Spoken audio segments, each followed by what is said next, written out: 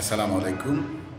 যারা অনেক দিন থেকে আশা করছেন বাহিরের বিদেশি লোকদের সাথে, ছেলে বা মেয়েদের সাথে, বিদেশি লোকদের সাথে অনায়াসে কথা বলবেন, আপনার মনের ভাবটা প্রকাশ করবেন, তারা অনেক সময় অনেক উপায় খুঁজে পান না। অনেকেই এই উপায়টি জানে, আমি আশা করি। তারপরেও যারা জানে না তাদের জন্য আমি বলতেছি, আপনি অনায়াসে আপনার ভাষায় কথা বলবেন, তাদের ভাষায় তারা বুঝে নেবে। এর জন্য আপনার একটু কষ্ট করতে হবে না।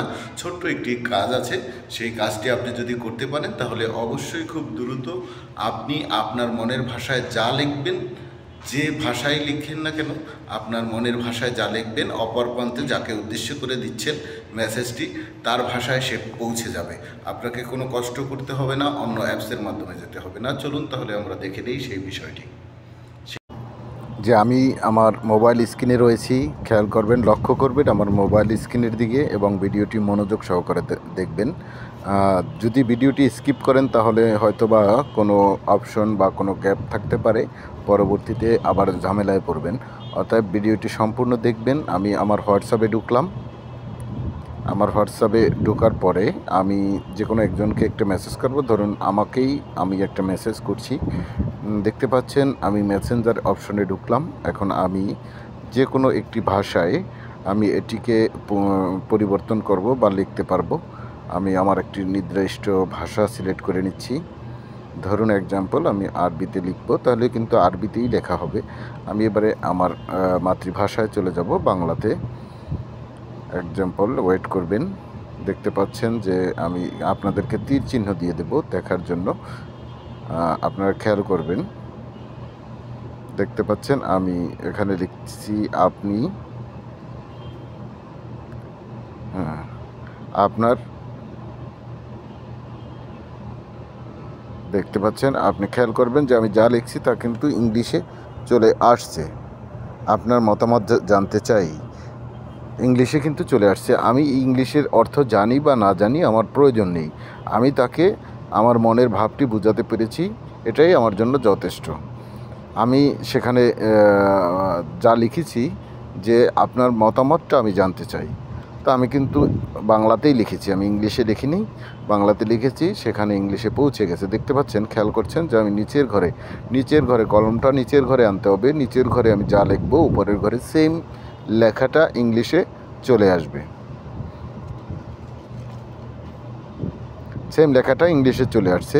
দেখতে পাচ্ছেন, এভাবে খুব সহজে আমি সব কিছু দেখিয়ে দেবো। এই অ্যাপসটা কোথায় পাবেন, কিভাবে পাবেন এবং অ্যাপসের নাম কি, সেটিং কি, আমি বিস্তারিত সব কিছু দেখিয়ে দেবো। সঙ্গে থাকবেন।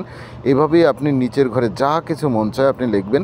লেখার সাথে সাথে কিন্তু আপনার এখানে ইংলিশে চলে যাবে তার কাছে মেসেজটা। আপনি লিখবেন বাংলাতে, কি ইন্টারেস্টিং বিষয়, আপনি লিখবেন বাংলাতে, আপনার তার কাছে চলে যাবে ইংলিশে। আপনি এবার চাইলে ইংলিশটাকে আরবি করতে পারবেন। এই যে দেখতে পাচ্ছেন বাম সাইডে ইংলিশ লেখা, ওই ইংলিশ লেখাটার উপরে ক্লিক করে আরবিতে লিখতে পারবেন, ফার্সিতে, হিন্দিতে, উর্দুতে, আপনি যে কোনো ভাষায় আপনি ট্রান্সলেশন করতে পারেন। দেখতে পাচ্ছেন এক্সাম্পল, মনে করেন আমাকে একটা কেউ মেসেজ দিয়েছে, আমি এই মেসেজটাকে, ধরেন এই মেসেজটাই আমি কপি করব। কপি করে ঠিক সেম নিচের ঘরে আমি যদি বসিয়ে দিতে পারি। আমি এগুলো কেটে নিচ্ছি, একটু ওয়েট করবেন। লেখাটি অনেক বড় হয়ে গেছে, আমার অন্য একটা লেখা, কপি করা লেখা এখানে চলে আসছে, এজন্য একটু দুঃখিত।